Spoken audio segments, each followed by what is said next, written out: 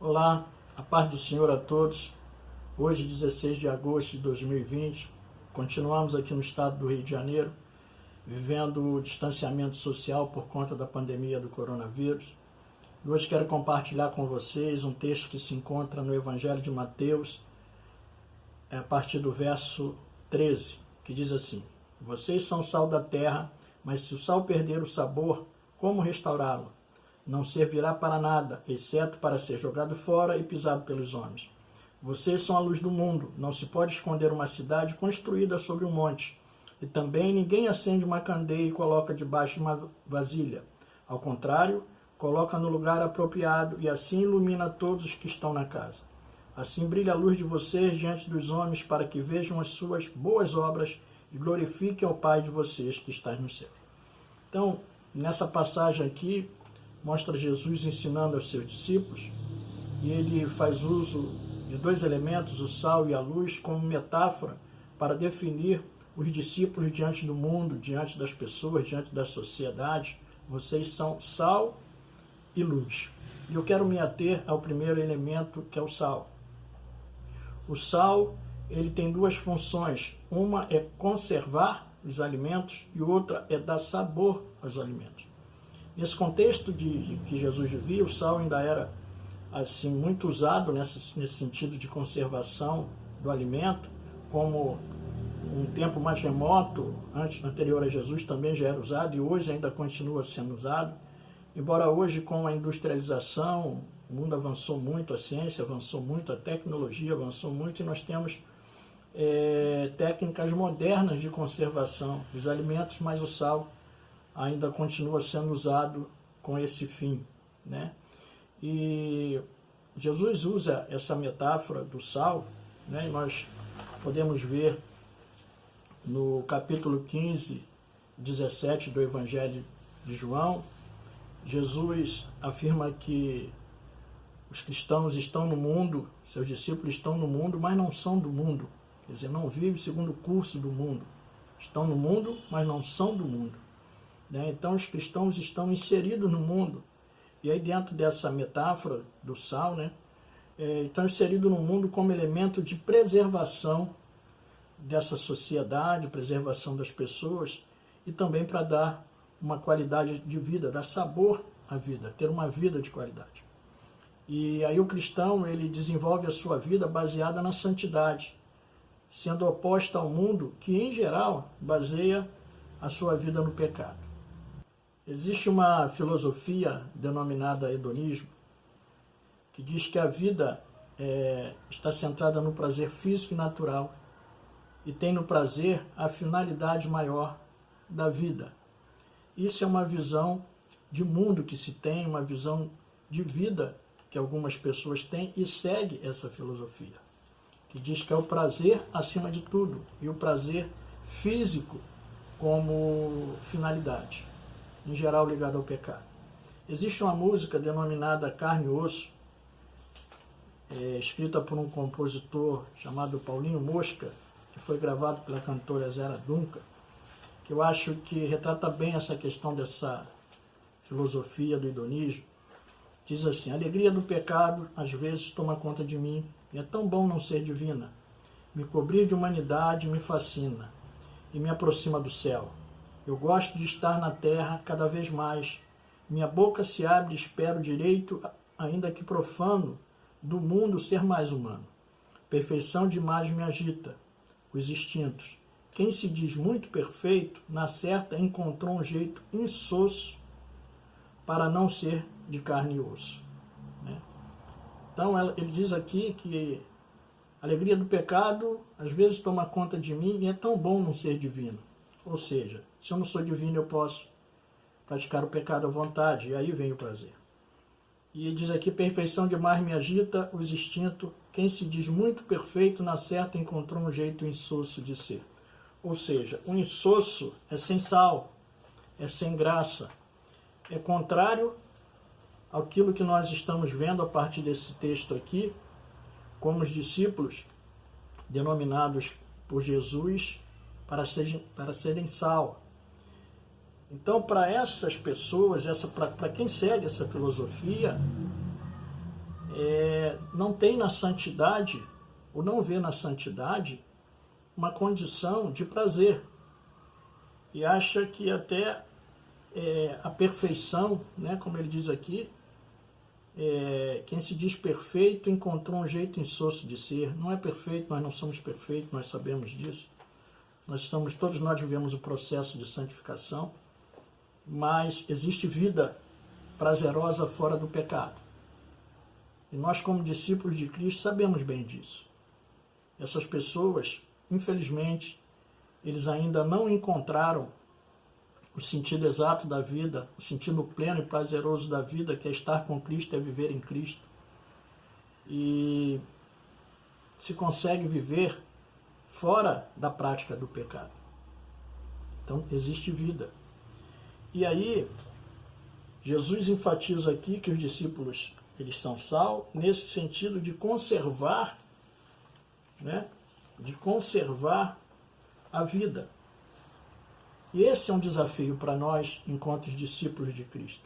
Nós vivemos num mundo corrompido pelo pecado e muitas pessoas têm apenas a visão do pecado como uma condição moral ligado à questão sexual, mas o pecado está para além disso, né?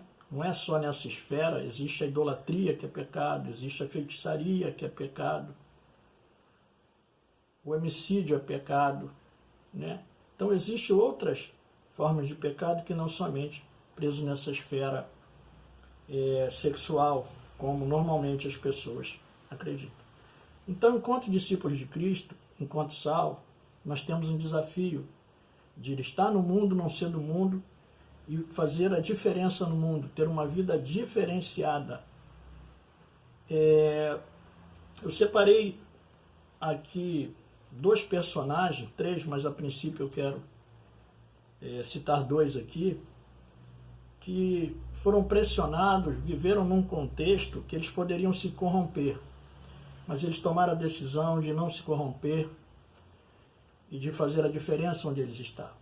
Primeiro é Daniel. Daniel, no capítulo 1, eu vou ler aqui alguns versículos para que nós possamos entender o contexto aqui dessa história, mas tem um versículo chave aqui, que é o verso 8, e Daniel tinha sido levado para a Babilônia, e diz assim: no 3º ano do reinado de Joaquim, rei de Judá, Nabucodonosor, rei da Babilônia, veio a Jerusalém e a sitiou. E o Senhor entregou Joaquim, rei de Judá, nas suas mãos, e também alguns dos utensílios do templo de Deus, e levou os utensílios para o templo do seu Deus na terra de Sinear. E os colocou na casa do tesouro do seu Deus. Depois o rei ordenou as penas, o chefe dos oficiais da sua corte, que trouxesse alguns dos israelitas da família real e da nobreza, jovens sem defeito físico, de boa aparência, culto, inteligente, que dominassem os vários campos do conhecimento e fossem capacitados para servir no palácio do rei. Ele deveria ensinar-lhes a língua e a literatura dos babilônios. Da sua própria mesa, o rei designou-lhes uma porção diária de comida e de vinho. Eles receberiam um treinamento durante 3 anos e depois disso passariam a servir o rei. Entre esses estavam alguns que vieram de Judá: Daniel, Ananias, Misael e Azarias. O chefe dos oficiais deu-lhes novos nomes: a Daniel o nome de Beltesazar, a Ananias, Sadraque, e a Misael e Mesaque, e Azarias, Abdinego. Daniel, contudo, decidiu não se tornar impuro com a comida e com o vinho do rei, e pediu ao chefe dos oficiais permissão para se abster deles. E Deus fez com que o homem fosse bondoso para com Daniel e tivesse simpatia por ele. Apesar disso, ele disse a Daniel: tenho medo do rei, o meu senhor, que determinou a comida e a bebida de vocês, e se ele os achar menos saudável que os outros jovens da mesma idade, o rei poderia pedir a minha cabeça por causa de vocês. Daniel disse então ao homem que o chefe dos oficiais tinha encarregado de cuidar dele, de Ananias, Misael e Azarias: peço-lhe que faça uma experiência com seus servos durante 10 dias. Não lhes dê nada além de vegetais para comer e água para beber. Depois compare a nossa aparência com a dos jovens que comem a comida do rei e trate os seus servos de acordo com o que você concluir. Ele concordou e fez a experiência com eles durante 10 dias. Passados 10 dias, eles pareciam mais saudáveis e mais fortes do que todos os jovens que comiam a comida da mesa do rei. Assim o carregado tirou a comida especial e o vinho que havia sido designado, em lugar disso lhes dava vegetais. A esses 4 jovens Deus deu sabedoria e inteligência para conhecer todos os aspectos da cultura e da ciência. E Daniel, além disso, sabia interpretar todo tipo de visões e sonho. O verso 8 diz assim: Daniel, contudo, decidiu não se tornar impuro com a comida e com o vinho do rei e pediu ao chefe dos oficiais permissão para se abster deles. Ou seja, Daniel tomou uma decisão de não se contaminar, de não se corromper, né?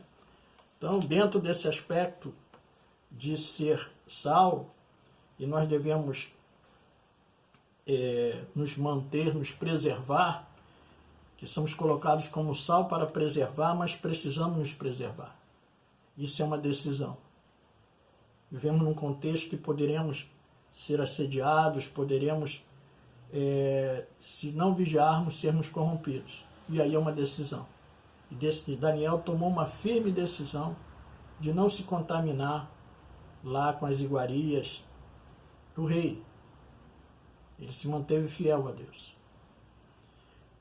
Um outro personagem é José, e no capítulo 39 de Gênesis, conta a história de José, e eu vou ler aqui alguns versículos, que diz assim: José havia sido levado para o Egito, onde o egípcio Potifar, oficial de Faraó e capitão da guarda, comprou dos ismaelitas e o tinham levado para lá. O Senhor estava com José, de modo que este prosperou e passou a morar na casa do seu senhor egípcio. Quando este percebeu que o Senhor estava com ele e o que fazia prosperar em tudo que realizava, agradou-se de José e tornou administrador dos seus bens. Potifar deixou a seu cuidado a sua casa e lhe confiou tudo o que possuía. Desde que deixou cuidando de sua casa e de todos os seus bens, o Senhor abençoou a casa do Egito por causa de José. E depois de certo tempo, a mulher do seu senhor começou a cobiçá-lo e o convidou para deitar-se com ela. Mas ele recusou e lhe disse: Meu senhor não se preocupa com coisa alguma de sua casa e tudo que tem deixou aos meus cuidados. Ninguém desta casa está acima de mim. Ele nada me negou, a não ser a senhora, porque é mulher dele.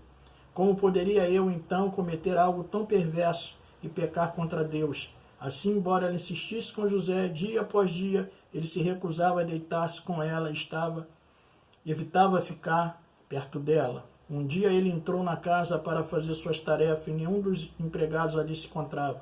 Ela o agarrou pelo manto e voltou a convidá-lo. Vamos, deite-se comigo. Mas ele fugiu da casa, deixando o manto na mão dela. Então nós vemos aqui a postura de José diante de um assédio de uma mulher, da mulher lá do Potifar, aonde ele estava. E ele, a semelhança de Daniel, ele não cede, ele não se corrompe.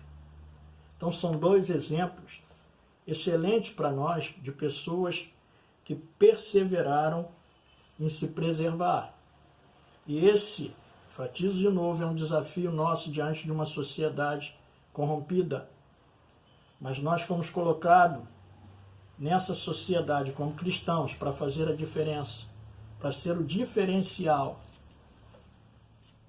Como sal, se preservando e preservando. E também dando sabor. Um outro personagem que eu separei aqui para nós se encontra no livro de 2 Reis, no capítulo 5, que trata da cura do general Naamã.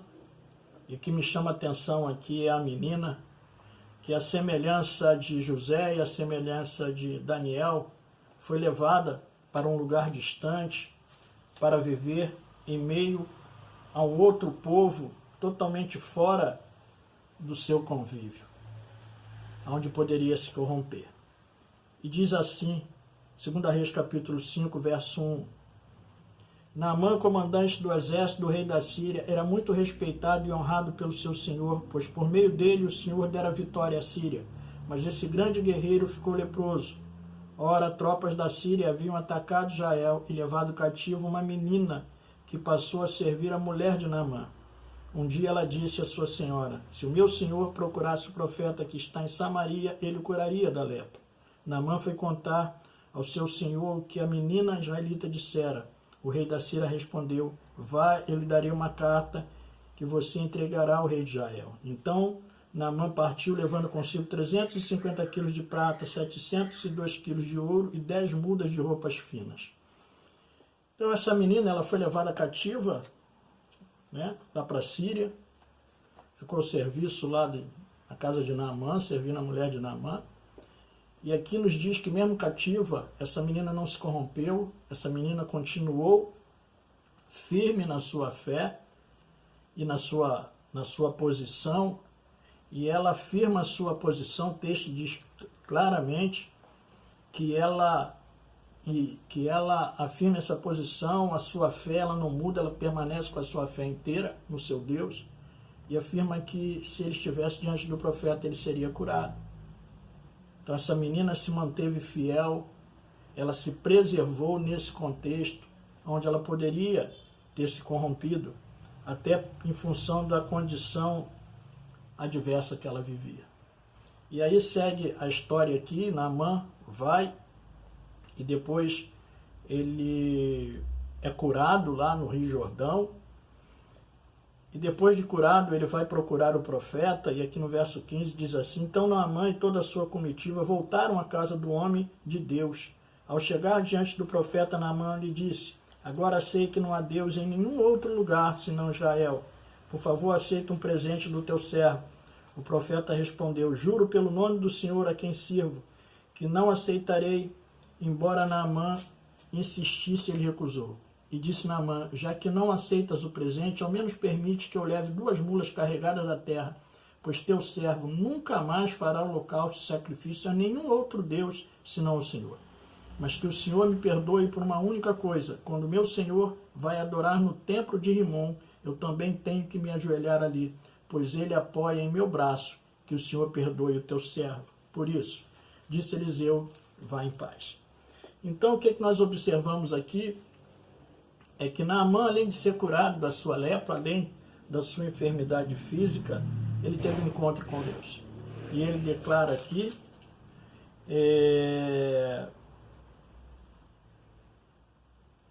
agora sei que não há Deus em nenhum outro lugar, senão em Israel.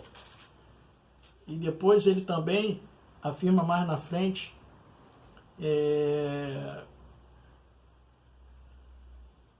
pois o seu servo nunca mais fará holocausto e sacrifício a nenhum outro Deus, senão o Senhor.